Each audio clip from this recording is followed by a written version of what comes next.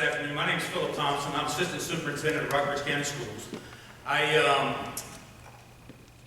was asked to come and say a few words at this event. I came last year, and it was something that was pretty surprising to me at how overwhelming an event this is. So when they asked me to come in and say a few words, I jumped at it. I started thinking about what is the Wildcat Inspiration Award, why is it so special, and what would it mean to me if I were allowed to nominate someone that was pretty impactful for me. I wondered about those things, and then I immediately went back to my middle school and high school years. All of us, I think, probably looking back, can remember those special teachers, educators, bus drivers, principals, counselors, whomever, that made a difference in our lives. As I was thinking about those early years, I thought about I was raised in Fairfield.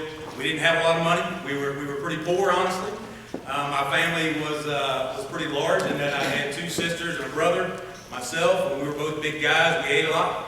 I had my mom and my stepdad. My mom stayed home, took care of us. Didn't work until we all graduated high school and decided she was going off to work. And here she is, 70 years old, still working. My point in all of this is there's a tough work ethic that they instilled in me. They instilled in all of us. Yet we didn't get a lot of pushing academically. They didn't push us to go out and do well academically. I knew that I was supposed to do well academically. I knew if I didn't get good grades, I was going to be in trouble. And so I worked hard. I used that work ethic to get me through. I remember one time in 1982, I believe, in that small kitchen in Fairfield, my parents doing a little celebration, a little mini celebration. They had papers and they were kind of dancing, doing a little happy dance in the kitchen, and I had no idea what was happening. I asked my mom and dad and said, what's going on? What's the celebration about? They said, well, this is the first time we've ever made $20,000 in a year's time. And in 1982, I was 12 years old, and $20,000 seemed like a lot of money to me. And in one sense, it is a lot of money. But when you're raising 6 people in a household, it's not a lot of money. So again, thinking about those things that we didn't have, but we had everything we need because they worked their tail off. And we learned that from them. When it got time for me to be at high school, I went to the old Rockbridge High School, the original Rockbridge High School out in Fairfield. I started having conversations with the educators there. Specifically, I remember my guidance counselor, John P. Morris. For those of you that know John Morris, was my guidance counselor there. He sat down across from me and said, Phil, what do you want to do with your life? What are you going to do when you graduate high school? And I had not thought about any of this at this point. It was not something that concerned me. I was more concerned at the time about, what are we going to do fun in PD class? What are we going to do for basketball practice later on this afternoon? Does that cute girl in third period math really like me as much as I think she likes me? Those are the things that I thought about on a daily basis. I never thought about college. What am I going to do with my life after this? But I was glad they started having those conversations with me because it certainly made me think. Made me nervous. I got that little feeling in my belly of, 2 years is not that far away. I've got some seniors sitting here now that 2 years ago probably thought graduation was a little further away than in reality it was. That time flies by pretty quickly. So I went home and I started to think about those things and started to think about what am I going to do with my life. And I realized, looking back at that time, I had 2 teachers that helped me tremendously.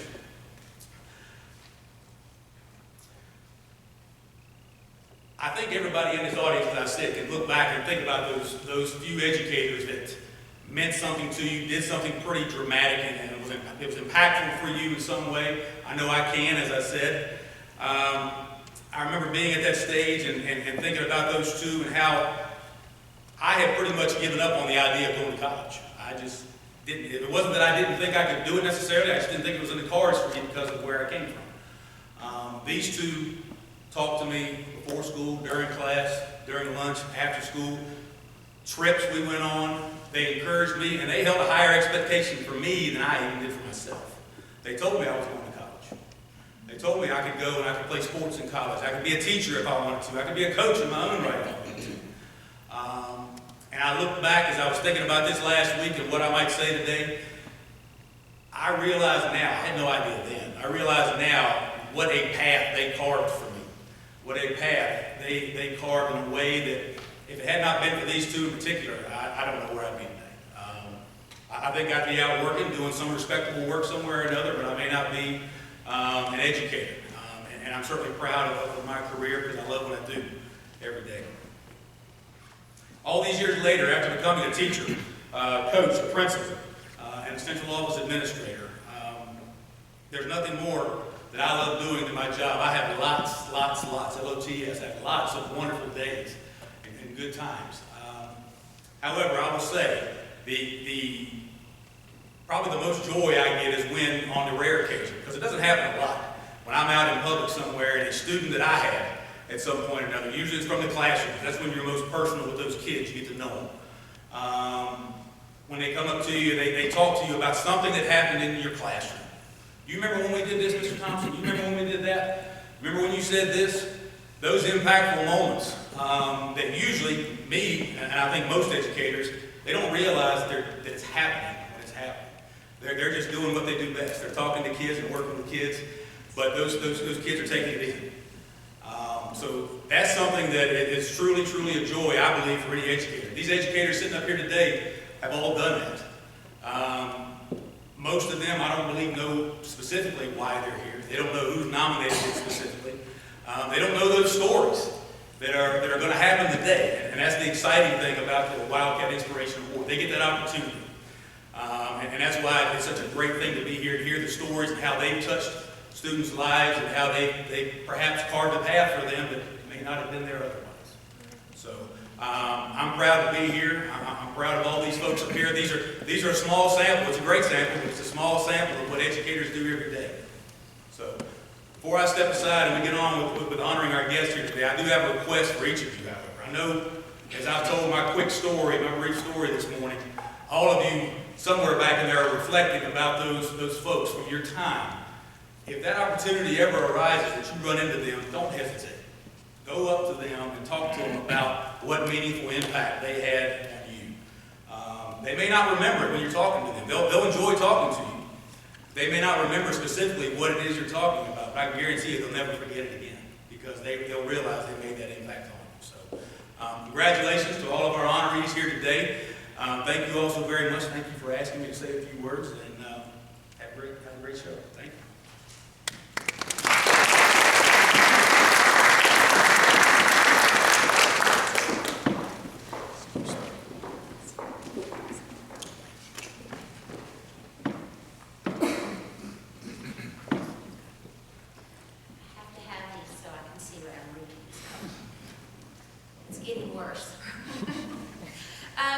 I would like to thank everyone for being here today.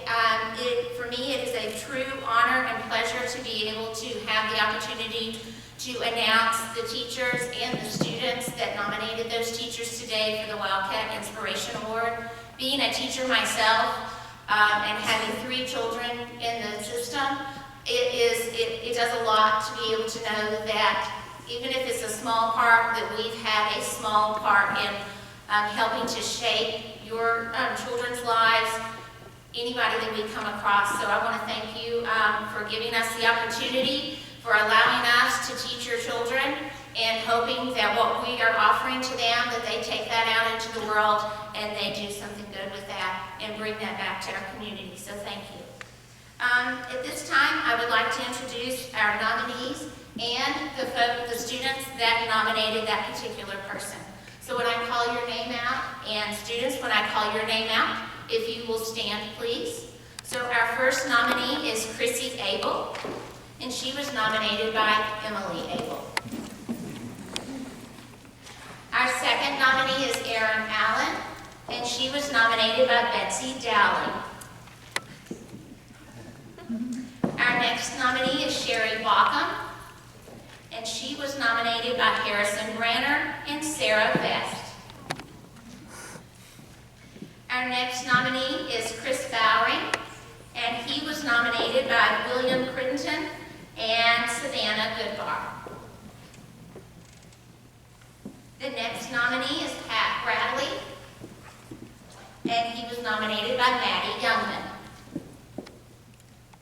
Our next nominee is Eddie Brown, and he was nominated by Rodney Billings.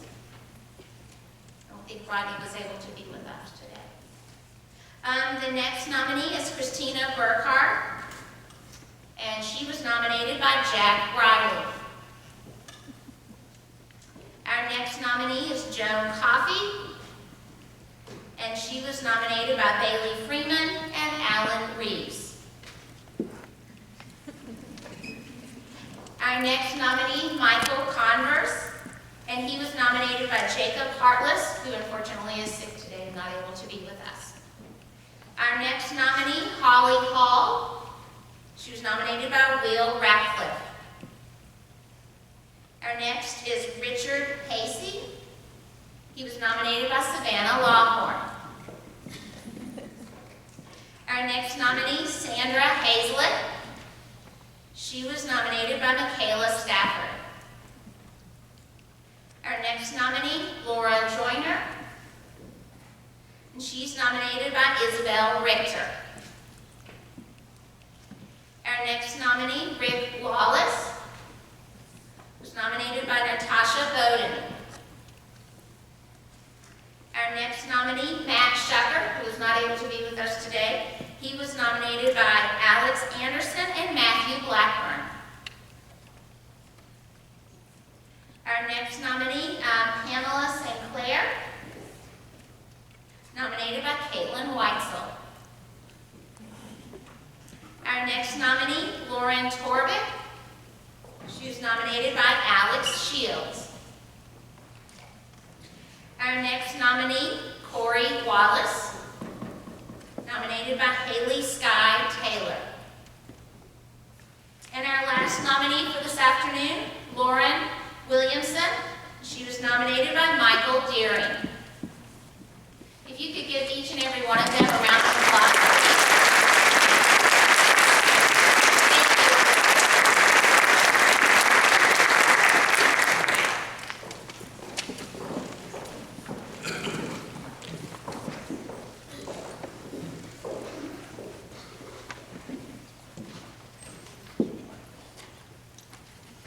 Good afternoon.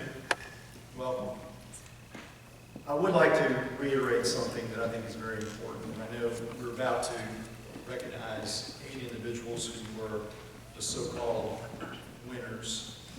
I hate to use that word winners because I believe everyone here today is a winner. We have those that aren't here today that are winners. I like to brag and I like to say that we have the finest high schools, school systems, and also joint school systems in the Commonwealth of Virginia. And we have lots of people who are responsible for that. And most importantly, those of you that are parents in this room, thank you so much for sharing your students with us and giving us that opportunity to just embellish what I think is something that's very important. That's recognizing those who serve our children in the community. And that's what the focus is with this recognition today. Drum roll. You'll have one. It was hiding. What I'm going to do is I'm going to call up the student, and the student can call up their nominee to the podium. The student will read an excerpt or an essay that they wrote, and that essay was submitted to the selection committee, which basically used that as a barometer to name those that were winning the Wildcat Inspiration Awards today. At this time, I'd like to call Savannah Lawhorn, please, to the podium.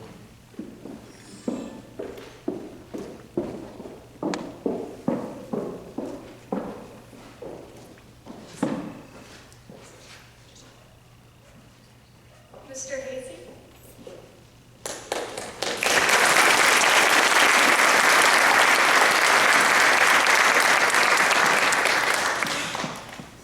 Mr. Hasey helped me in a lot of ways throughout my school career. He was my 4th and 5th grade history teacher at Effinger Elementary. During this time, I kind of struggled with a bit of a speech impediment. I had trouble saying my R's and different things like that, as most little kids do. And I was picked on sometimes for this, and it made me feel really self-conscious, but I know he always encouraged me, and it was in his class and in my 5th grade year that I actually was able to overcome my speech impediment, and I no longer have it. And he also taught me to love history, and to this day, I want to be a history major in college, and I was all inspired by him.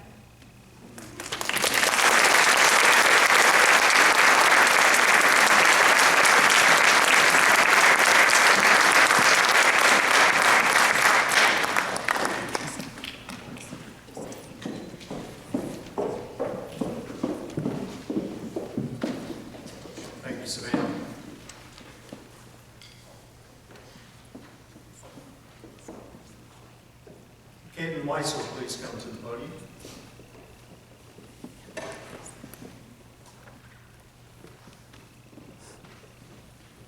Kayla, you're welcome to read your essay. Okay. Can I sing quickly?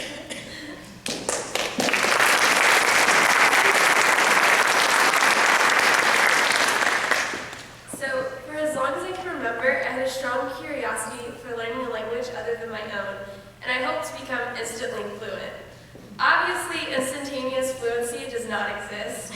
However, over the past 6 years, my obsession for language has never ceased, and my foreign language teachers have never stopped building my enthusiasm to continue learning.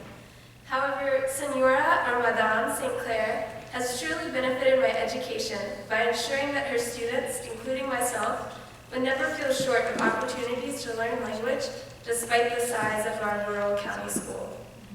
When I began taking Spanish honors in 10th grade, I quickly became discouraged due to the difficulty of the material that normally came really easily to me.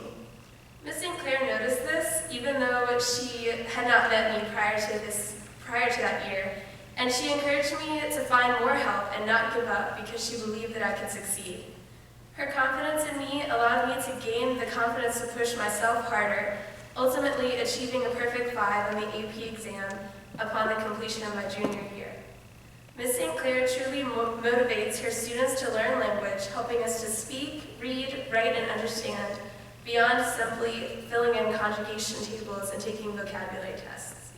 She inspires us with real-world Spanish material, engaging us in the culture and history